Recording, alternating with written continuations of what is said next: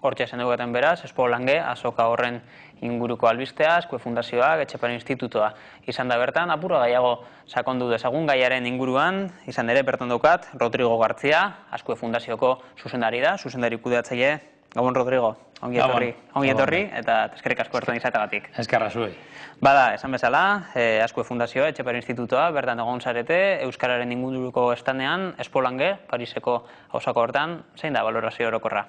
Bueno, oso onuragarria, oso pozgarria, ze benetan, gu lehenengo aldiz egon garena estan batekin bertan, eta ikusi dugun lez, estan berean egon gara Etxepare Institutua eta geu, Azkue Fundazioa, eta gero bebai bertan Pariseko Euskal Etxekoak eta Iparraldeko Euskal Kultur Erakundekoak ere egon dira, eta bertan hor harremanak egin duguz, Kataluniako jenteagaz bebai, Generalitatekoak, eta ikusi dugu,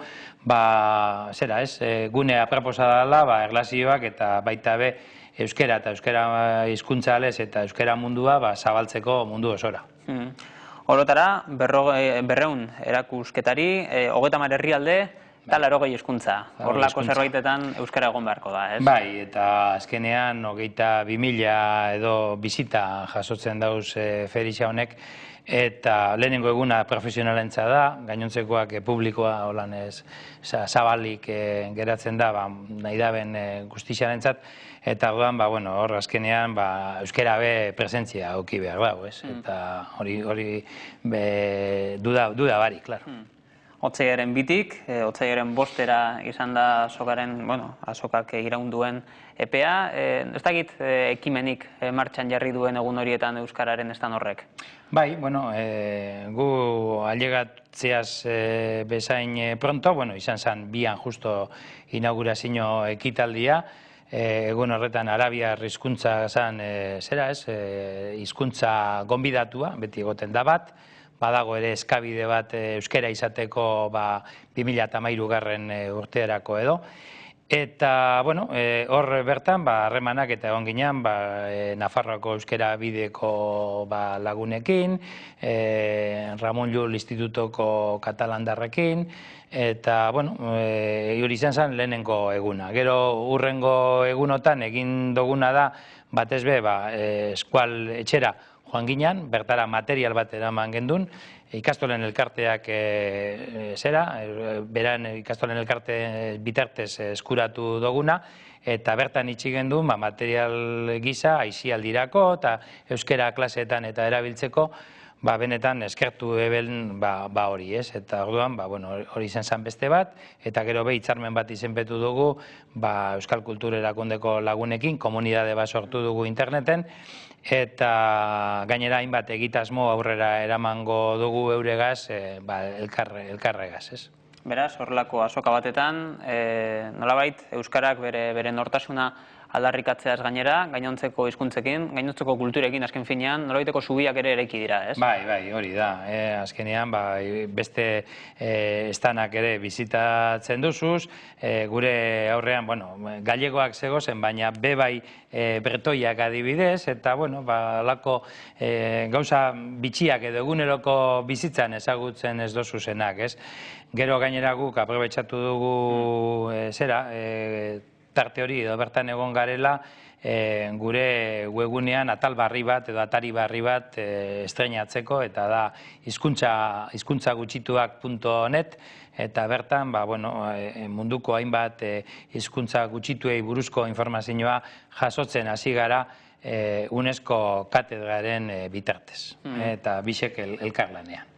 Zuzeu izan zaitugu beraz, Euskararen ordezkari, Azkue Fundazioaren partetik, Bizkaiko Foru Aldundiak ere, Josun Aristondo izan du ordezkari azokortan, eta uste dut, bidaia, nolabait Pariserako bidaia hori, gauza gehiagotarako ere aprobetxatu duzuela, ez? Tartean, Pariseko Euskal Etxea bizitatu duzue, eta horlako bizitaldiak ere egin dituzue, ez? Bai, igaz ere egin gendun, eta gainera esan behar da, Josun Aristondo kultura diputatua dena, baita be Azkue Fundazioko presidentea dela.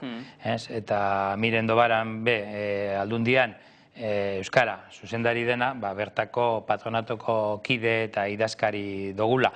Eta beraz, hor batera joan gara, Eta aprobetxatu dugu esanten dozuen lez, Euskal Etxea bizitatzeko, eta Euskal Etxean bertako zuzendaritza batzordeko jenteagaz elkarrezketak eta izateko, eta liburutegia ezagutu gendun, eurakean daukazen materialak, eta jakin gendun, hainbat eskola emoten da bezala, euskera klaseak, 80 bat ikasle daukez, umeak 18 edo joaten dira, eta gainera aparte dantzak eta abesbatzak eta olakoak daukez, baina bai euskararekin erlazioa dakan hainbat egitasmo, eta orduan eraman gendun materiala, bertan itxi gendun, eurek erabiltzeko, eta benetan bertako arduraduna, euskara arduradunak eskertuko eban materialian bertan izatea.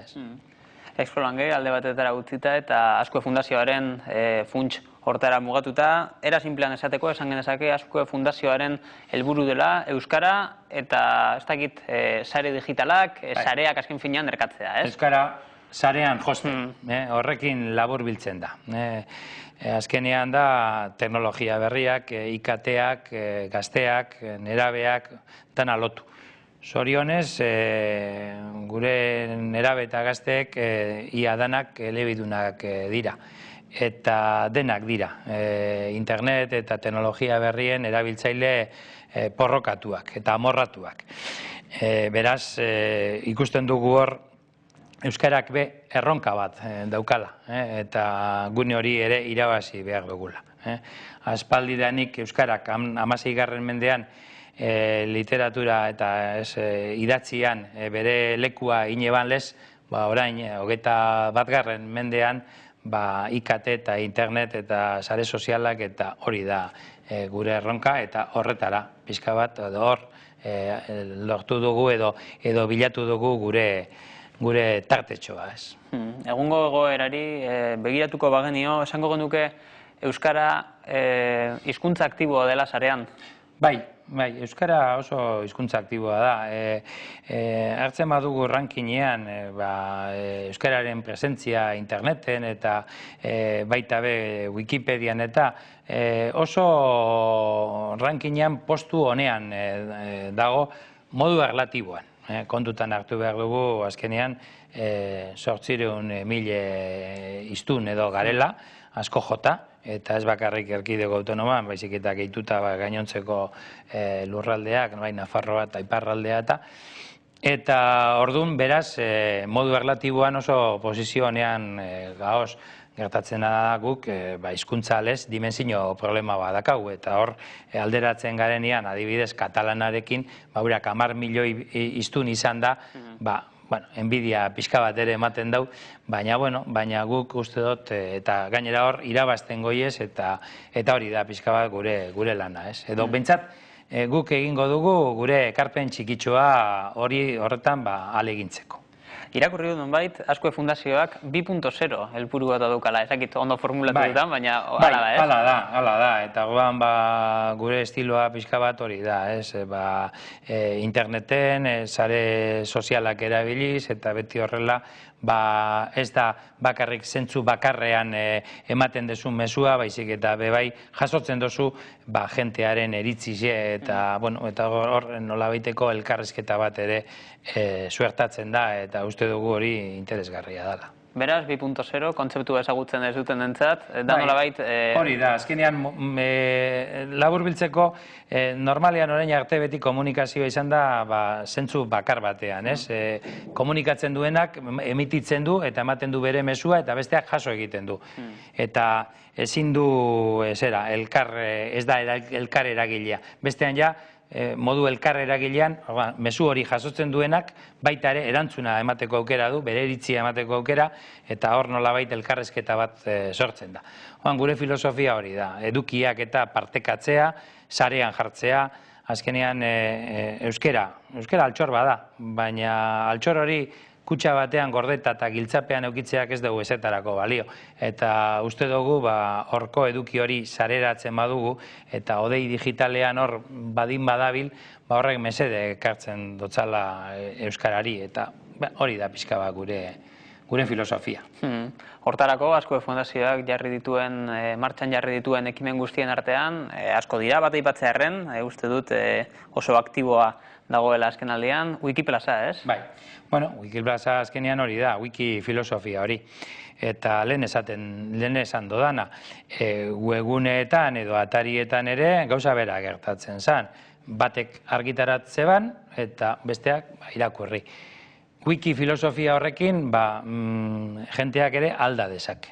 Wikipedian gertatzen da. Mundu guztia izan alda editore edo zera.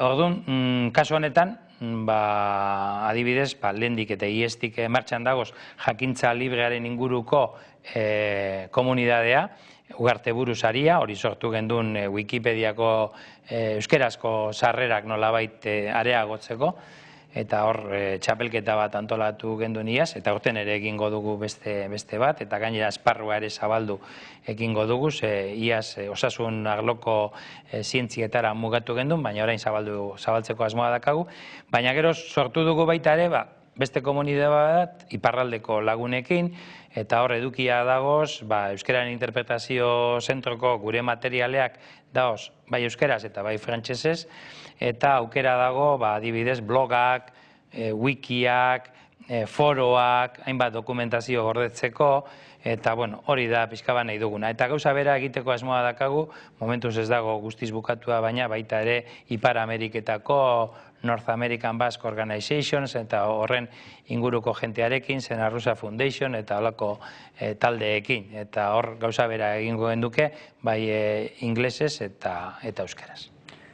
Oso ondo, Rodrigo Gartzia, Azkue Fundazioko zuzendari kudeatzailea, eskerrik asko bertan izatagatik eta jarraitu lanean orain arte bezala. Eskerra zuoi, eta horrengora arte.